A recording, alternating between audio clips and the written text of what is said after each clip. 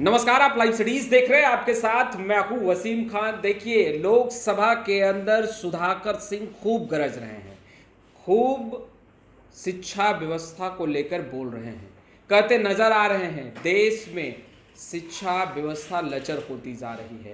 केंद्र सरकार का शिक्षा पर कोई ध्यान नहीं है।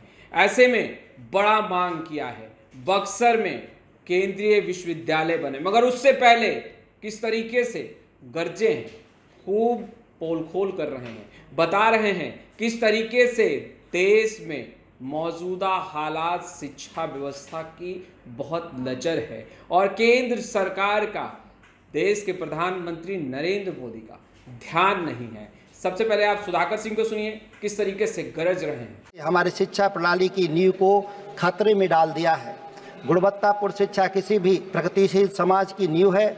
यह व्यक्तियों को सशक्त बनाता है, नवाचार को बढ़ावा देती है और देश के आर्थिक विकास को प्रेरित करती है। तेजी से बदलते वैश्विक परिदृश्य में हमारे शिक्षा प्रणाली के द्वारा छात्रों को प्रतिस्पर्धा करने और फलने फूलने की आवश्यक कौशल और ज्ञान से लैस करना चाहिए। शिक्षा में निवेश भारत को तीव्र गति से आगे ले जाएगा, मगर पिछले 10 वर्षों में देखा जा रहा है कि लगातार शिक्षा में निवेश कम किया जा रहा है और संविधान के निर्माताओं की लोक कल्याणकारी राज्य की अवधारणा को विखंडित किया जा रहा है।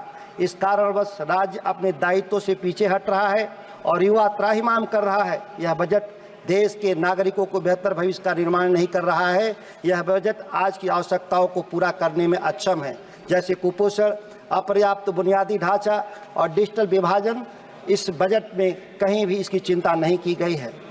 इस वर्ष केंद्र सरकार द्वारा आवंटित धनराशि का 90% भाग केंद्रीय विश्वविद्यालयों में जा रहा है, जहां देश के 10% से भी कम छात्र पढ़ते हैं।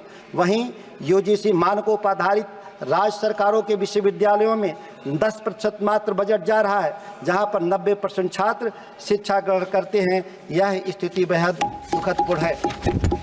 माननीय अध्यक्ष महोदय, शिक्षा मंत्रालय के लिए कुल आवंटित 1,20,000 करोड़ रुपए हैं। इस धनराशि के बावजूद शिक्षा की बढ़ती आवश्यकताओं और चुनौतियों को पूरा करने के लिए यह धनराशि अपर्याप्त है। 2013-14 के बजट में भारत अपनी जीडीपी का लगभग 4.77% शिक्षा पे खर्च कर रहा था और यह 6% की सिफारशी खर्च की ओर आगे बढ़ रहा था। लेकिन 2014 के बाद जो देश में नई सरकार बनी बाद से आवंटन लगातार घट रहा है। अब यह मात्र 2.5% रह गया है, जिसमें शिक्षा उपकर भी शामिल है, जो लगभग 65,000 करोड़ है।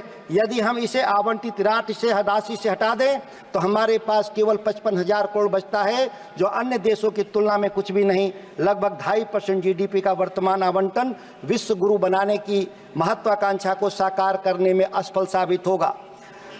अध्यक्ष महोदय, विश्वविद्यालय अनुदान आयोग यूजीसी का बजट 2023-24 में 6409 करोड़ से घटाकर 24-25 में मात्र 2,500 करोड़ हो गया, जो 61% की कमी दर्शाता है। ऐसी कटौती को स्थापित सार्वजनिक संस्थानों को कमजोर करने की रणनीति के रूप में देखा जा सकता है। हम अपने शिक्षा प्रणाली की बुनियादी संरचना को ठीक नहीं कर पाएंगे। इस तरह से कटौती अगर जारी रहा तो इस वर्ष उच्च शिक्षा के लिए आवंटन 2023-24 के संशोधित अनुमानों में 57,244 करोड़ से घटकर 2024-25 में 47,620 करोड़ हो गया, जो पिछले साल के मुकाबले 16.8% की महत्वपूर्ण कमी दर्शाता है। इस देश में सरकार चलाने वाले लोग उच्च शिक्षा के क्षेत्र में निवेश नहीं करना चाहते। माननीय अध्यक्ष महोदय, कठोर कटौती हमारे उच्च शिक्षा संस्थानों के विकास और रखरखाव की कमजोर करती है, जिससे शिक्षा और अनुसंधान की गुणवत्ता प्रभावित होगी। माननीय अध्यक्ष महोदय, स्कूली शिक्षा और छात्र साक्षरता के लिए बजट में केवल 1% की मामूली वृद्धि की गई है। बच्चों में कुपोषण और अपर्याप्त स्कूली बुनियादी ढांचे जैसे महत्वपूर्ण मुद्दों को देखते हुए मामूली वृद्धि अपर्याप्त है। पीएम पोषण के बजट के कटौती और बच्चों में कुपोषण के निरंतर मुद्दों के साथ ही समस्या को हल करने के लिए आवंटन को काफ़ी बढ़ाने की आवश्यकता है। आंगनबाड़ी के लिए बजट जो बाल पोषण और प्रारंभिक शिक्षा के लिए महत्वपूर्ण है 1.5% कम कर दिया गया है। पीएम पोषण योजना पहले से ही पर्याप्त धनराशि के अभाव में संघर्ष कर रहा है। विभिन्न छात्रवृत्ति योजनाओं का पीएम यूएसपी योजना में विलय खर्च में पारदर्शिता और जवाबदेही के बारे में चिंताएं बढ़ाता है। यह विलय वंचित पृष्ठभूमि के छात्रों के लिए छात्रवृत्तियों की पहुंच को सीमित कर सकता है, जिससे उनकी उच्च शिक्षा को आगे बढ़ाने की क्षमता प्रभावित होती है। सरकार छात्रों को छात्रवृत्ति देने की बजाय ऋण लेने के लिए मजबूर कर रही है। हम देख रहे हैं कि वंचित और हाशिए पर के समाज के लिए छात्रवृत्तियों में हाल के समय में बड़े पैमाने पर कटौती किया गया और मजबूरन लोग शिक्षा ऋण की तरफ मुड़ रहे हैं। सरकार यहाँ तक कि देश के प्रसिद्ध उच्च शिक्षण संस्थान जैसे दिल्ली विश्वविद्यालय और जवाहरलाल नेहरू विश्वविद्यालय को भी राष्ट्रीय शिक्षा नीति के तहत गठित हेफा से ऋण लेने पर मजबूर कर रही है और ऋण की अदायगी के लिए इस संस्थान भविष्य में फीस बढ़ाने पर मजबूर हो जाएंगे और देश में उच्च शिक्षा महंगी होती जाएगी और गरीब लोग जो पढ़ना चाहते हैं उनको उच्च शिक्षा हासिल नहीं हो पाएगा। वैश्विक बाजारों में प्रतिस्पर्धा करने और प्रतिस्पर्धात्मक बनाए रखने के लिए उच्च शिक्षा को एक महत्वपूर्ण पुनर्निर्माण की आवश्यकता है और कम से कम जीडीपी का 6% खर्च करना उच्च आवंटन प्राप्त होना चाहिए। अंतर्राष्ट्रीय उदाहरण सुझाते हैं कि शिक्षा कौशल विकास और अनुसंधान और विकास में बढ़ा हुआ निवेश समृद्ध देश बनाने में सहयोग करता है। हमें विश्वविद्यालयों में अनुसंधान और विकास के लिए बड़े पैमाने पर बजट आवंटनों के माध्यम से एक महत्वपूर्ण प्रतिबद्धता देखने की जरूरत है। भारत अनुसंधान और विकास में पिछड़ रहा है, जो केवल जीडीपी का 0.7% आवंटन, जबकि चीन 2.64, अमेरिका 3.44 और यहाँ तक कि विश्व औसत भी 2.6 से भी कम भारत खर्च कर रहा है। कृपया समाप्त कीजिए। 1 मिनट अध्यक्ष जी, मैं अपनी बात को समाप्त कर रहा हूँ। मैं केंद्र सरकार से मांग करता हूं कि मैं बक्सर की उस धरती से आता हूं जहां भगवान राम को ज्ञान प्राप्त हुआ था विश्वामित्र के आश्रम से। वहां भगवान राम के ज्ञान भूमि पर उनके गुरु विश्वामित्र के नाम पर एक केंद्रीय विश्वविद्यालय स्थापना करे केंद्र सरकार, जिस तरह से नालंदा और विक्रमशिला में विश्वविद्यालय बनाने का काम किया।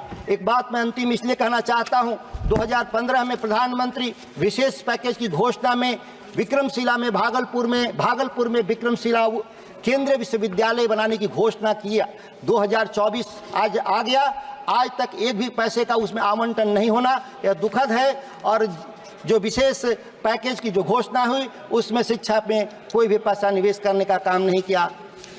मैं अपनी बात को समाप्त कर। तो आपने सुना, देखिए बक्सर से सांसद हैं, राजद के कद्दावर नेता हैं, लोकसभा में खूब गरजे शिक्षा व्यवस्था को लेकर के। देखिए अगर हम बिहार की बात करें तो बिहार में भी शिक्षा व्यवस्था को लेकर के लगातार सवाल उठ रहे हैं। ऐसे में सुधाकर सिंह सदन के अंदर कहते नजर आ रहे हैं केंद्र सरकार ध्यान नहीं दे रही, शिक्षा व्यवस्था देश में लचर होता जा रहा है, बच्चे परेशान हैं और मौजूदा हालात शिक्षा व्यवस्था के अगर देखें तो बिल्कुल ठीक नहीं है देश में। वहीं बड़ी मांग की उन्होंने कहा कि बक्सर में केंद्रीय विश्वविद्यालय केंद्र सरकार बनाए। आपने सुना किस तरीके से सुधाकर सिंह गरज रहे थे, बता रहे थे, हालात बता रहे थे कि किस तरीके से मौजूदा हालात हैं विद्यालय के।